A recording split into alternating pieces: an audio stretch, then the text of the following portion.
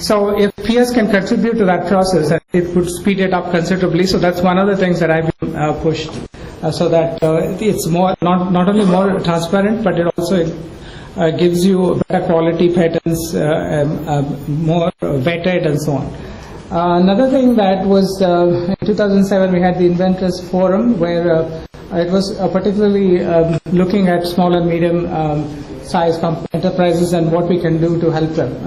And more recently, again in 2008, about 30 IBM patents were actually put in open source to reduce environmental impact and so on. So these are all the various things that IBM has been doing.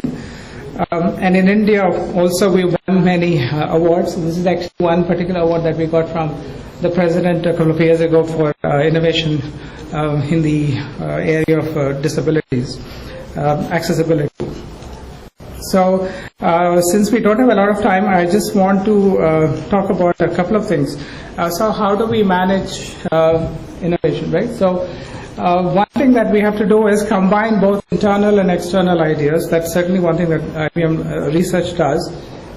So there are actually many labs around the world, and what happens is that we don't necessarily do what we call ivory tower research, where we're just cooking up ideas and then think about how to apply them. Is there an application to this idea?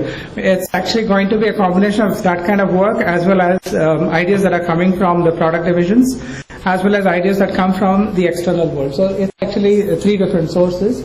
So to combine these three, the number of disciplines that we work with within IBM is very, very large. We actually have what we call joint programs, and also many jams and other kinds of mechanisms that are used, right?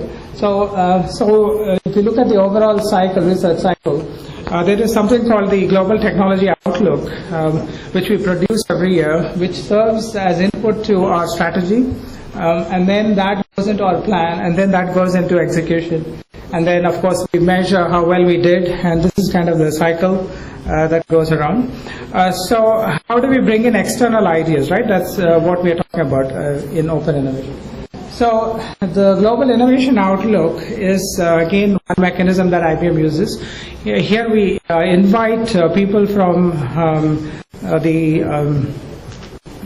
for example, various other organizations and other walks of life to discuss various topics, and then distill ideas out of that, and then we produce a document called the Global Innovation Outlook, which is available for anyone, right? It is. So this is a document that is one of the documents that is produced every year, and then in addition to that, there is something called the Global Technology Outlook. Which is more of an internal process.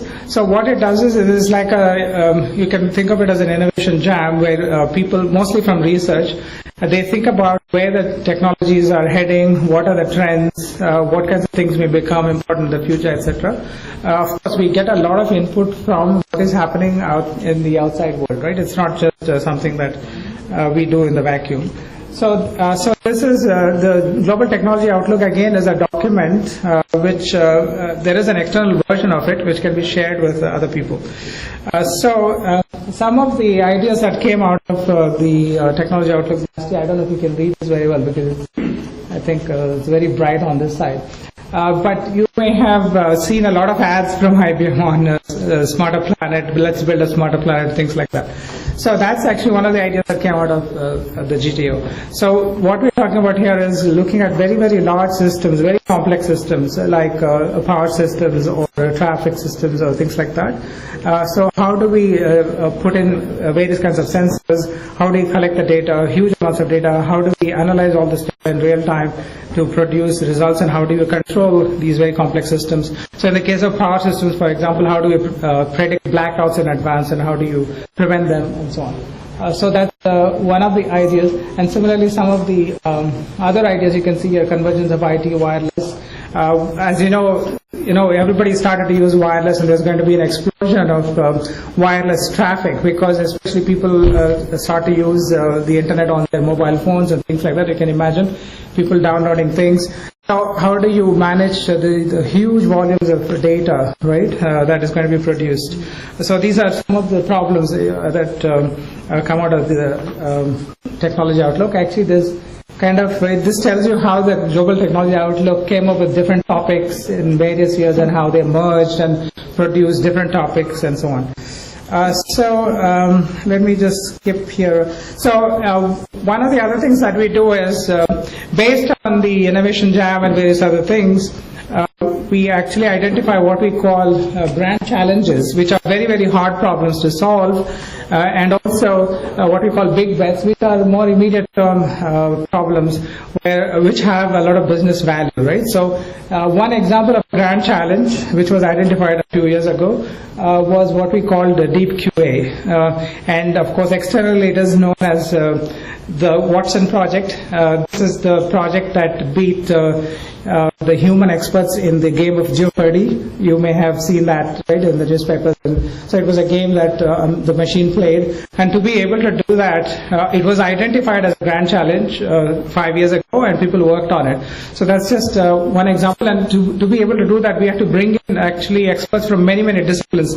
It's not enough to just have experts in natural language understanding, or artificial intelligence, or analytics, or high performance computing, or any of these. A lot of them have to come together to be able to actually build that machine which could beat humans, right? So that is just an example. Okay, so I already talked about this jamming and how we do it. Actually IBM kind of was a pioneer in this space, and we created many tools. Rather than people being physically in the same room, you can use these tools, and you can actually do this so-called jamming simultaneously, regardless of what part of the world you are. You can participate, and typically these jams are open for a few days. So people come in whenever they have time. They can come put in their comments. They can respond to other people's comments, etc. Right? So that's how this works. And then you distill all these ideas into a small set of ideas. And actually, this shows like how frequently we've been using this mechanism internally. Right? So that's actually a very commonly used mechanism in IBM. So another mechanism that we use is what we call first of a kind projects.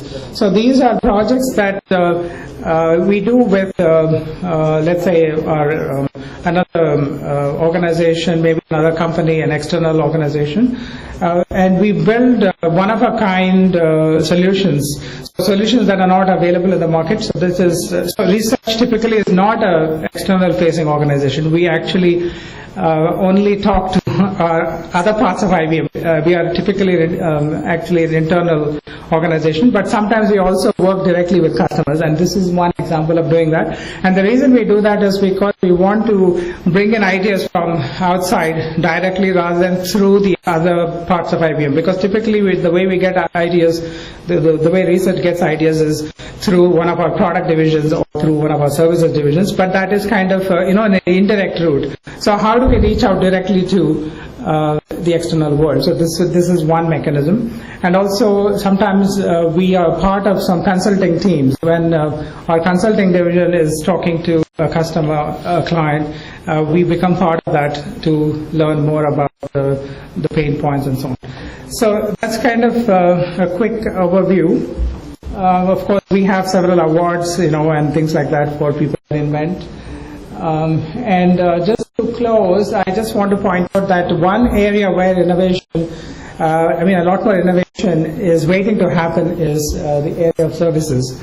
As you know, the services economy is growing very rapidly around the world, and in fact, it dominates the economy of the developed world. And even in India, the proportion of services is growing very, very rapidly. So that is one area which actually there's a lot of new ideas that could come in. And again, this chart is just showing what is the transition, how we are moving from just talking about products to services. So for example, instead of standardized fabrication, we're talking about customized assembly and so on, right? So and again, instead of just sales transactions, we are talking about services relationships. And so services is about very specialized service, very customized offerings. So that's where the innovations will come in the future, or at least that's one of the big areas where the innovations will come in the future. Okay, so since we don't have a lot of time, I think I'll stop here. Maybe we have time for a few questions. Thanks, Raghu.